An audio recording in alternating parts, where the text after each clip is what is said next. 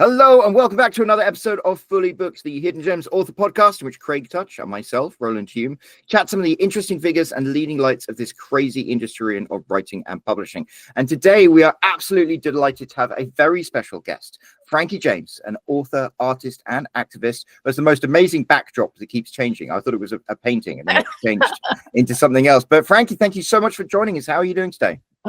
Just great. Thank you very much for inviting me on your show. Oh, we are delighted to have you, and we're very, very excited to discuss this topic. But I will leave all that to the man himself, who we wouldn't be here without, Craig Touch, owner and founder of Hidden Gems, and an author. How are you doing today, Craig? Doing well. So now I'm staring at her background because I hadn't noticed that it was changing. now I just saw it did. So yeah, you're right. That's cool. It's like a digital painting, or maybe it's just a TV with fanciness. Yeah, it's it. Yeah, thanks for coming on. You've done a lot of things, but the one that we were hopefully wanting to pick your brain about today was podcasts. We have discussed podcasts. Audiobooks.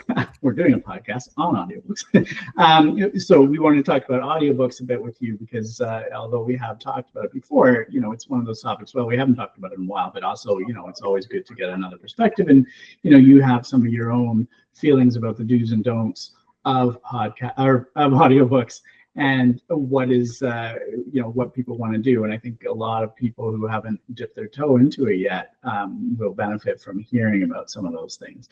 I know that we have gone through some of the details about hiring voice editors and all that, what platform to put it on and stuff, but it's always good to get the perspective of someone who has done it. I know you work with a partner as well, usually, who wasn't able to come on this call, but maybe we'll get them on in the future as well. But why don't you tell us a bit about your journey and your podcast experience, and then we'll go from there. So we had the idea to take my memoir, which is doing well, it's won a bunch of awards, and make a podcast and make an audiobook out of it. I got you saying that. Anyway, it was such a simple idea. Initially, we thought we're going to do an audiobook. And then the complexities of, well, how do we do it exactly? And we thought about, initially, I was going to read the book because authors read their own books, right? And I tried to imagine what it would be like to read my book, Freeing Teresa. And it's got a lot of dialogue in it. So that would mean that I would be mimicking all the different voices and trying to pretend that I was that person. I didn't like that idea at all. I didn't want to say some of the things that the various people have said. So I thought, well, I've got to hire actors to play the different roles. So that was easy. And my partner, William James, and I have done a lot of creative projects over the years with that. Piece of cake, no problem. We book a studio, hire the actors, and it will be great. But there were a lot of complexities that we hadn't planned for. And I think that people will really could benefit from some of the mistakes that we've made. Yeah, I mean, one of the things I know that we've heard is, the idea of outsourcing the whole project to somebody else, a producer or whatever. And definitely we have heard about the idea of using voice actors and not just doing it yourself. I think in your case specifically, that makes a lot of sense if you do have a lot of different voices. I think, if you're just doing a novel, you do it from one person's point of view, then reading it in one voice is fine. Or in one of my audiobooks I had, it was a romance, it was the he said, she said, chapter by chapter, switching point of view, so we actually had two voice actors doing it. But when you have a lot of different voices, having a whole cast of different people is a great idea, but it sounds like a lot more work. Yes, probably. Now, the thing is that we could have hired the actors to play the roles, and I would have read the book. But the problem with that is that I'd be carrying most of the book, my voice, through the narration. And unless you have a wonderful voice like Roland's voice, you may not want to do that. And I certainly didn't think that people would want to listen to my voice for 9 hours. So that was another reason to hire an actress. Yeah, I mean, it's a different thing, isn't it? You can read something, but acting is a step beyond just reading it. Oh, and she did such a beautiful job. So her name is Jackie Blackmore, and she has so much experience in acting, TV, and radio, etc. And each sentence, she was able to modulate her voice so that it's got inflections. It's just wonderful. I couldn't have done it. Yeah, I think a lot of people underestimate that. They just think that all they have to do is read the book. And there is definitely, even though you're not physically acting out the scenes, you're voice acting. That's a reason why a voice acting is a profession. Okay? And one of the funny things that happened, I can kind of think it's funny, but my husband, Bill James, was going to play himself in the book. And of course, he sounds very convincing. And yet, his voice sounded different from all the other actors. I mean, just really, really different. And he stuck out as a non-actor. So we recorded quite a bit of the book. And then he went, it's not working. And we had to hire a new person, Daley Nelson, who is fabulous as Bill. And really, he's so good. So I'm glad that he made that decision. Does that mean you had to re-record things, or were you able to just do his part? No, we had to re-record his part. Just his and part. The actor Daley Nelson, who played Bill, was able to just get all his lines done in one day. So it really wasn't that much work, Right. But it was extra expense. Yeah, as long as you didn't have to re-record other people's. If you were doing an actual scene where people are, talking to each other visually, it would be hard to just replace it. But with voice, you can just splice out, the parts that you need. So, And at first, it's interesting that you would say that, but at first we tried getting the actors all together in one room, but their sound bled into each other's sound and made a mess on the audiobook. We had to re-record that. So some tech wizard might have been able to figure it out, but the recording studio that we had, which was more akin to a music studio, couldn't figure it out. Yeah, I think that's probably why they're tech wizards. They probably would have told you don't do that in the first place. Yeah, so we learned quite a few things. Joe, somebody told me about audiobooks. They said that if you think it's expensive to hire a professional audiobook narrator, try hiring an amateur one or a cheap one, because you have to like re-record everything, fix things, and it's like, yeah. It was really exciting, though, to have the audiobook done by a cast of actors. And so Bill and I were in the studio watching these actors, and they were reading the lines, and it was a great experience. And sometimes we saw them stumble over lines, and we thought, oh, that sounds kind of clunky. I think we should streamline that sentence.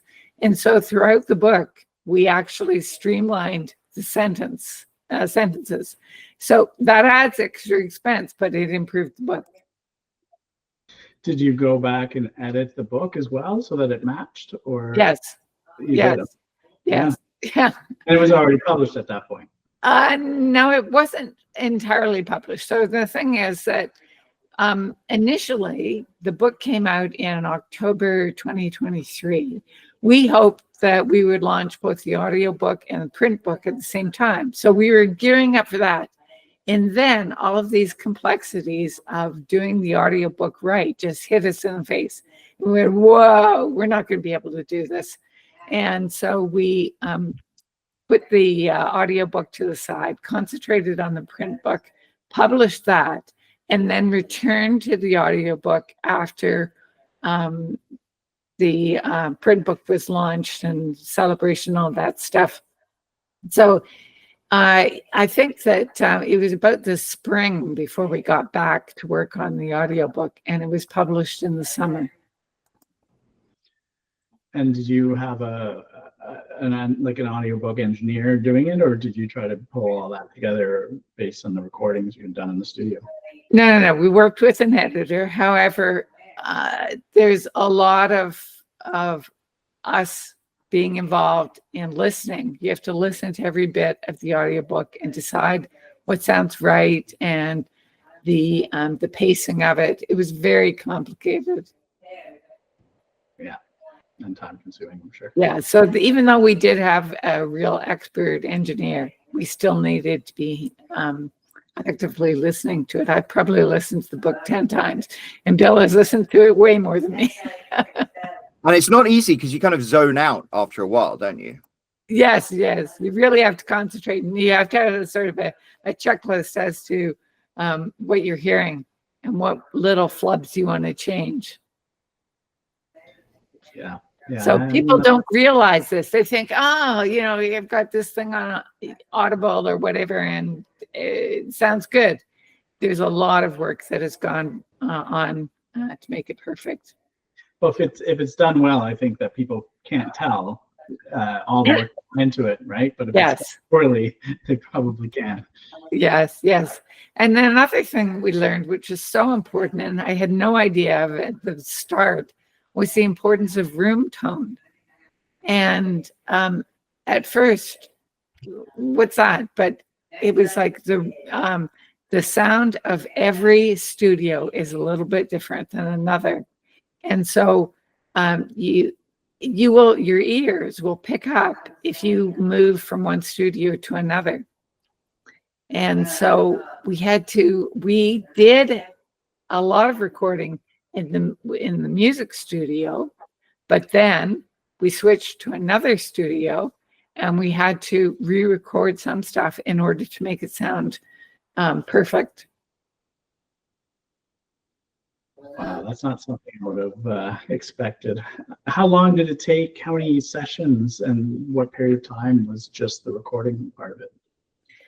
Well, so the audiobook took us about 1.5 years to do. And probably in the studio, if we add it up, it's probably about 4 months altogether. So, it was a lot of work, but we were determined to make sure that we, did it right and that it sounded perfect before we let it go public. And that's what we've done. And that's because it's one of those things when you're listening to audiobooks, you might not think about it, but those little, just the slightest discrepancies in the sound can make all the difference between being able to listen to it and not. Yes. Our ears are fantastic taskmasters. Yeah, I mean, that's proven by what you were saying before, where you could just tell that your husband was not, at the same caliber in terms of the voice acting as the others, just by, they're all different actors, they're all different voices anyway, so you'd expect, okay, he's just another different voice, but you can tell that he was different for a different reason, not just voice was different. So yeah, it's good that he was okay being replaced. Yes, although he threw in the towel late in the game. Yeah, but it was good. So when you decided to do this, how did you begin? How did you determine what those first steps were to doing the audiobook? Well, the first thing we had to do was hire a casting director to help us find the talent for the audiobook. Right. And so we got a great guy to be the casting director, and he put out a call for auditions. And it was a bit like American Idol, judging the different tapes that came in, and it was a neat experience. To choose, who is really going to be able to perform with passion and credibility and intensity and all that. A lot of fun. So that was easy. That part of it and just fun. But then we had to find someone for my sister Teresa, who has Down syndrome, and we wanted to have authentic representation. So we thought of of Lauren Potter, who used to star in the TV series Glee, and we wondered if we could get her. And so we reached out to her agent and asked, and we jumped through a whole bunch of hoops, having her read the book, etc. And she agreed to be on it. So, wow. Yeah. That's great. Yeah. And the neat thing was that Lauren was in Los Angeles and recorded it in a studio there. And we were in Vancouver watching her on Zoom, and we were able to direct her that way too. Now, and that's quite, and like your sister must be quite excited to have somebody play her who's like an icon really. Yes. And Lauren just did a beautiful job. Her voice sounds so authentic, and I love it. Yeah, it reminds me a bit of, so we recorded a podcast. It was just the one that published last week with Ben Cooper, and he was talking about getting endorsements and recommendations, and his he had his 5 steps, and the first one was bold, right? And it was like be willing to just ask, Yeah. And that what you were just telling me reminded me of that. Is like, you wanted this person, and you're kind of like, well, why would she do it? You're a big star, blah, blah, blah. And it's like, let's reach out and ask. And what's the worst that'll happen? They'll say no. And they said yes, because you were bold and you asked. Yeah. That's what it takes sometimes, right? Because people are afraid to just ask because they're just assuming that they'll get a no. Doesn't hurt to ask. Right? Yes. That's great. Yeah. Fabulous. So it sounds like it was a fairly expensive process too, right? Like, I mean, you've got to hire.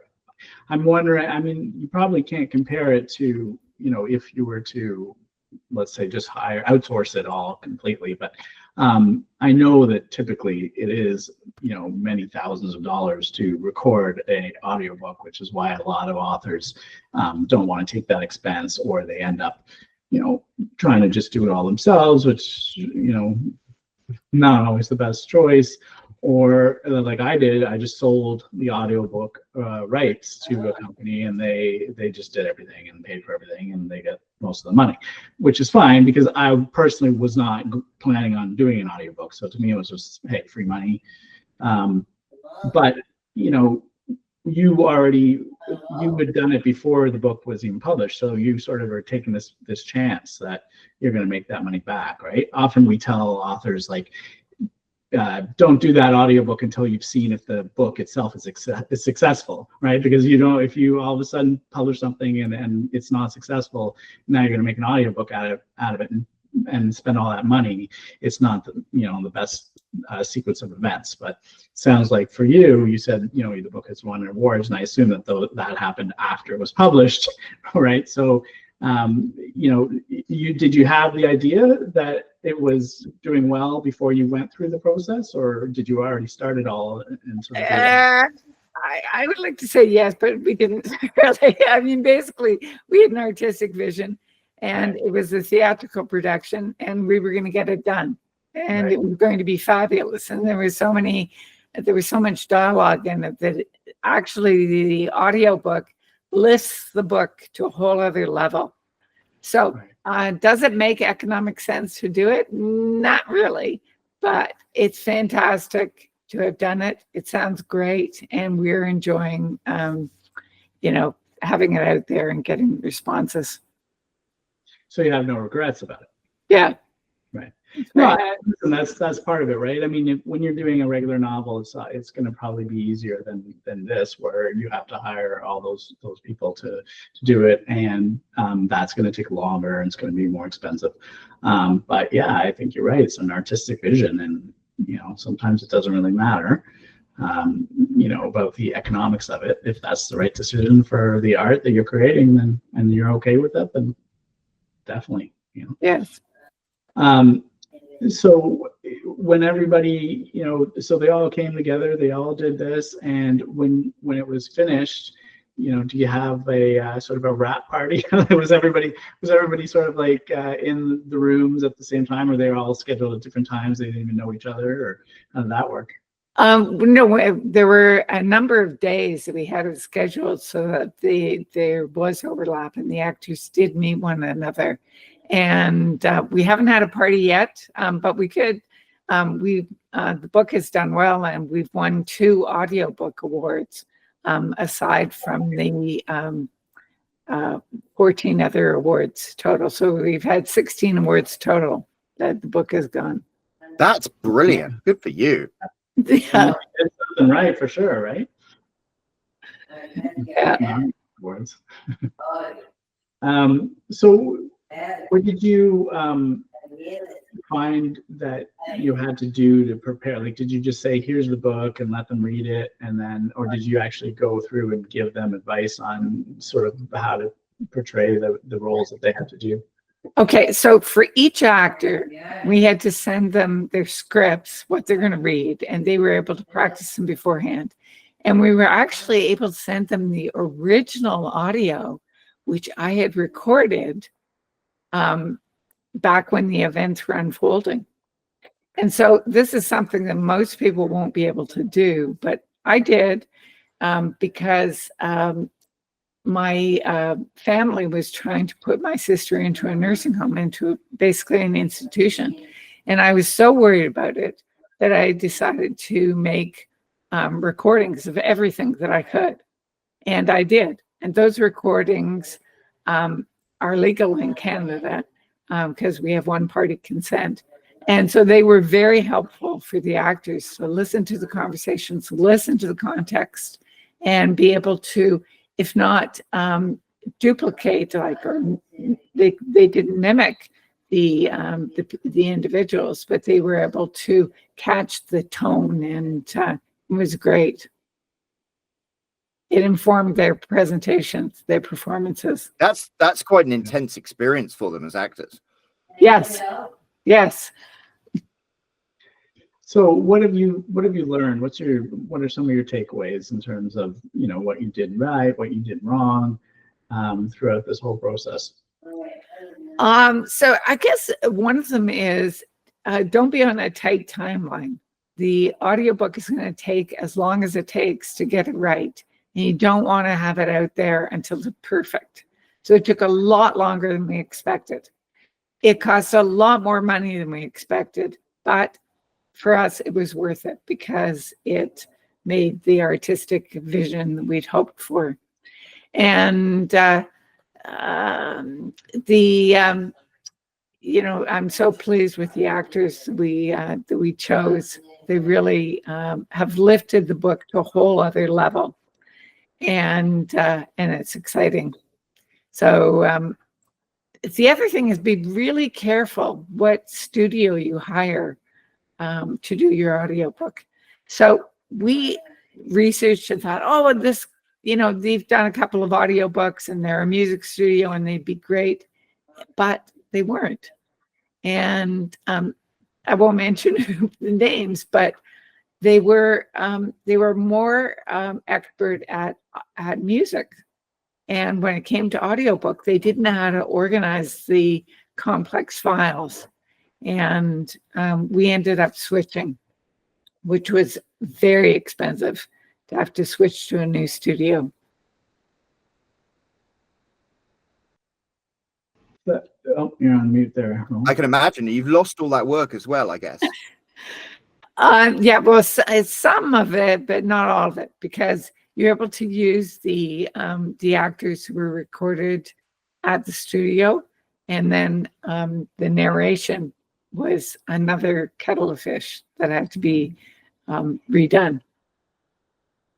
Yeah, it reminds me of, I remember I've talked to at least one author in the past who hired, I remember a couple of cases actually, where they hired cover designers that were great artists and they're great at doing, at creating art, but they didn't understand, you know, book covers.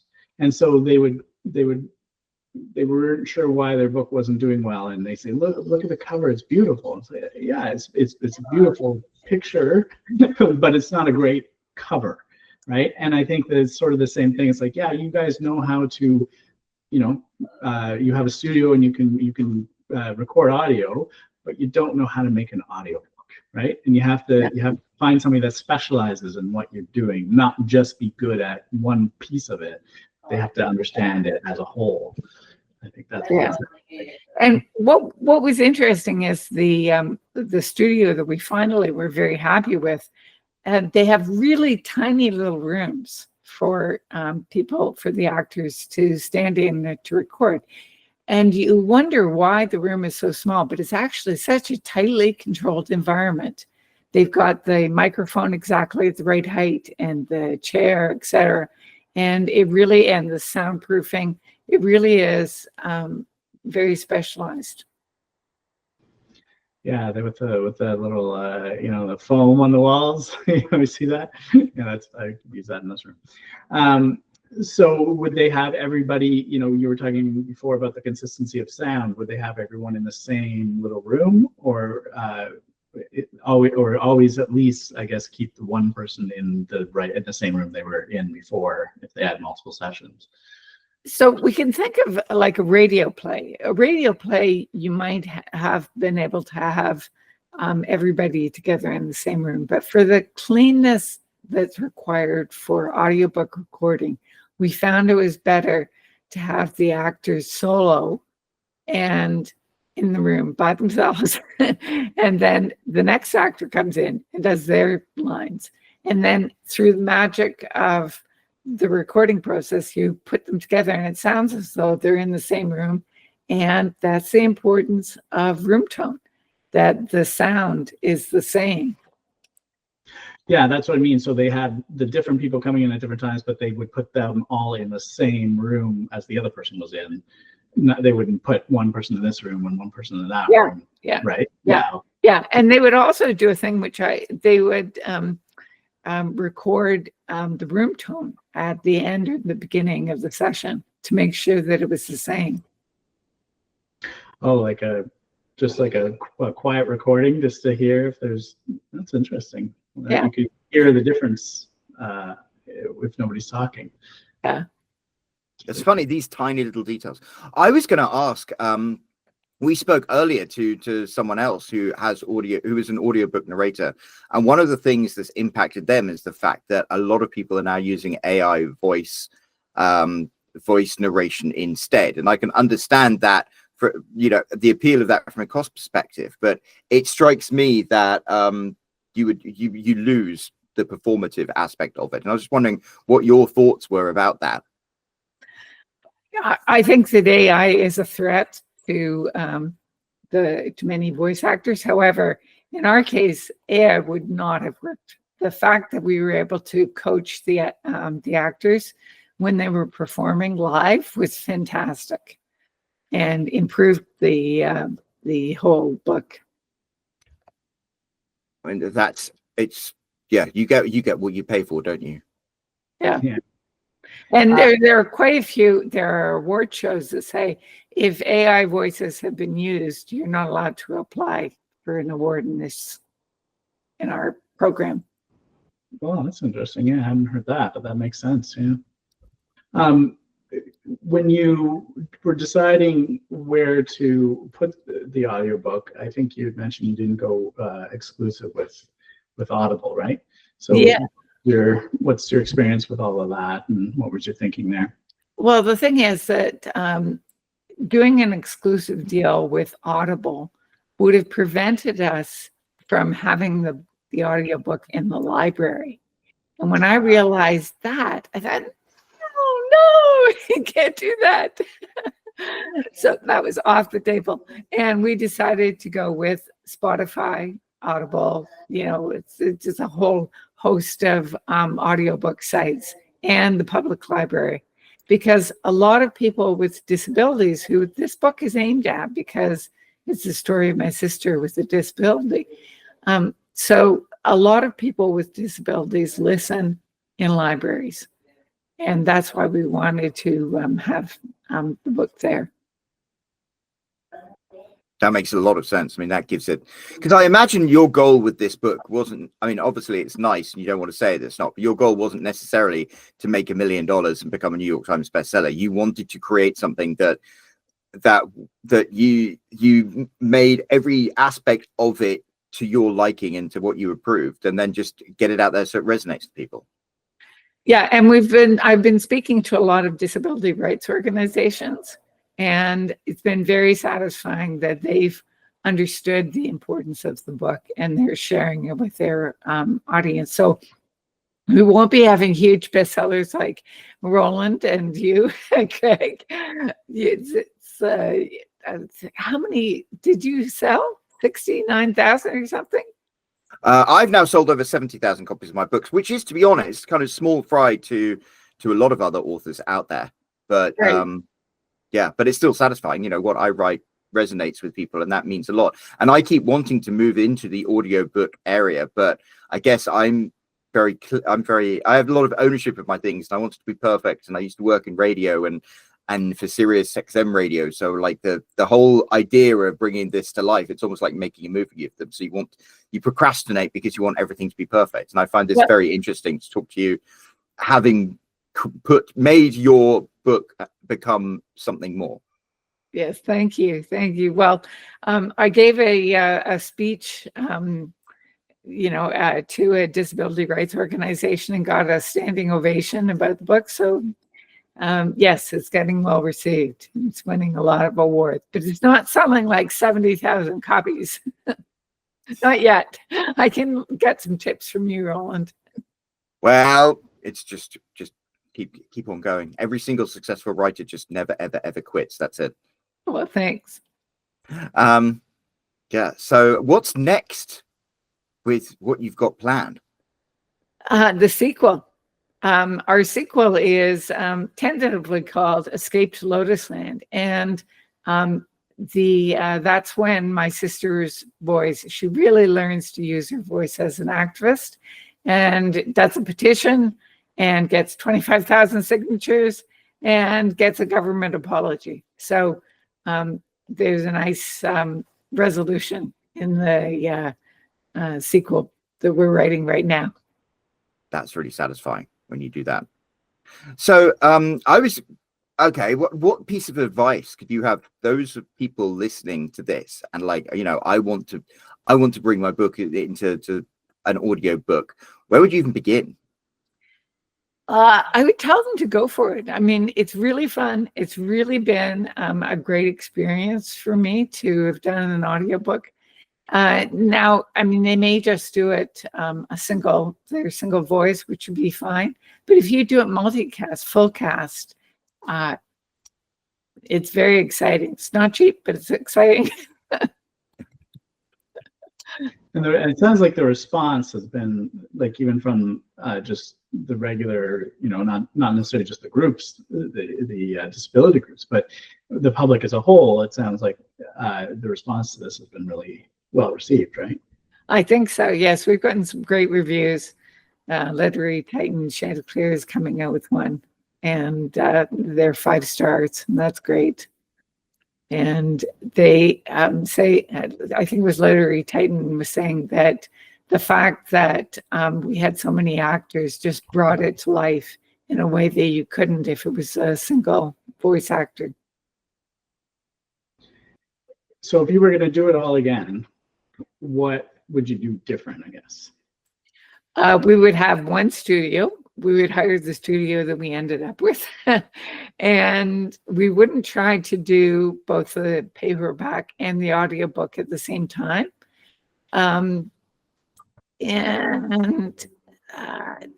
mean, those are really the 2 big things that we would do differently. And so after you do the paperback, how long do you think is a good amount of time to wait to go and jump into the? I like I said, I imagine that waiting to see how well it does is probably good advice for most people, but it's not necessarily for everybody. Like, I mean, you might not care and you just want to have the audiobook. But I think, giving it some time to see how it resonates with people. I mean, you wouldn't want to do it at the same time, because like you found, you were making edits as you went, right? People are talking, and then so you don't want to have to do that. But actually, it made the book better. It made the book read better that we had simpler sentences. And so it was better in a way. It was more expensive. If you publish the paperback, then you have to sort of republish it, right? I mean, the ebook's easy enough to change, but if you've made a lot of changes to your paperback, you have to like redo all that, and But it's a fantastic process to have an author's work read by actors, and you listen to what they're saying, you listen to how they're saying it, and you realize, I could have done better on that sentence. I think I'm going to clean that sentence up. And so that was helpful and made the book better. Yeah, I mean, one of the tips that, piece of advice that we all get, which you never follow, is you should read every line of your book out loud, because otherwise it can be quite tricky. And I just read a book recently that the opening paragraph had a 40-word sentence. And I'm like, you didn't read this out loud because you don't have enough lung capacity to do that. Yes. Well, Bill and I had writing sessions on a park bench overlooking a lake, and it was just lovely, and we would read out loud. But still, it's another thing when you have actors performing the roles, reading it. Very powerful. Yeah, and it's your legacy. You get to keep that. Do you need to read the whole book out loud, or just the dialogue? Right. I know that the advice is reading dialogue out loud because you want to make sure that it sounds like people speak. And I think a lot of people write these 40-word sentences that they might be okay for the prose part, but but for the dialogue, it's certainly not the way most people talk. And then when you hear those voice actors do it, if they can't make it work, then I don't think the sentence in general works. Yeah. But even the narrator, though a lot of what Jackie read didn't have the dialogue in it, the way that she was able to modulate the sentences was great. And very important to read that out loud too. Yeah. Definitely is important. I think that's one of the takeaways that we've heard in all of the audiobook podcasts that we've done, is having voice actors. A lot of people think that they can just read the book, and you can, but I think it really does make a big difference to the listener to have a professional reading it. I think so. Yeah. So the book itself, it came out in what is it, August? October, but then the audiobook came out a year later, August of 24. Right. And so when did you say the next one is coming out? 2025. No promises, no deadline. Have you started it at least? Yes, we've got about half written. But we're just going to make sure that we're happy with it before it gets published. And it's related to the original? Yes. Right. Okay. So are you planning on using the same voice actors to do the audiobook for that one? Some of the same actors, yes. So they're characters who, I've given pseudonyms to all the people, but they're characters who run through the second book to the sequel. Right. I think there's, the continuity is important, especially because even though it might take you years to write one book to the other, when somebody's listening to it, they might be listening to them back to back. And if you switch off, it's like when TV shows do that, and the next season comes and they've changed an actor and nobody mentions it, and you play along. Yeah. I know exactly. And it would be really distracting if you had just listened to an audiobook, and audiobooks can really get you into there. And then suddenly the lead character who you have developed an emotional relationship with is played by someone else. Yes. They made this crazy millionaire decided he was going to make Ayn Rand's Atlas Shrugged into a trilogy of movies, but he didn't quite have the budget to do it all at once. So we did 3 separate movies, which have entirely separate casts in every single one. And you're like, well, it's pretty tough material to get into anyway. And now it's like you can't get invested in it. So yeah. I think that's pretty good advice in general. So yeah, I think that is, your experience is probably very similar to a lot of people that just want to do that first audiobook. You just got to find the place to record. You got to find the actors, and it's sometimes it's trial and error. It sounds like, on some of those you made some mistakes, some of those you got lucky, and everything was lined up the right way the first time, which is, I think probably the experience that a lot of people will have. but yeah, I think the idea that you really need to do the research, pick the right place, make sure that you have the voice actors and listen to what they're saying, how they speak, make sure it fits with your character. I think that's great that you found somebody to represent, your sister, and not just had somebody, acting the part. That's great as well. So I think, it sounds to me like you did all the right things. Maybe you had some hiccups, but it doesn't sound like those were really within your control. So yes. Well, we were determined to get the book right. And so even though we did have some hiccups along the way, we decided to fix the book and get it right. And I'm so glad we did. So we gave ourselves permission to make mistakes and permission to do it over, even though it was more expensive and it took more time. Well, you know what? Have you ever heard of a successful book that was like seamless and streamlined and easy to write and publish? It's like a good book needs conflict, and obviously, the same goes in real life.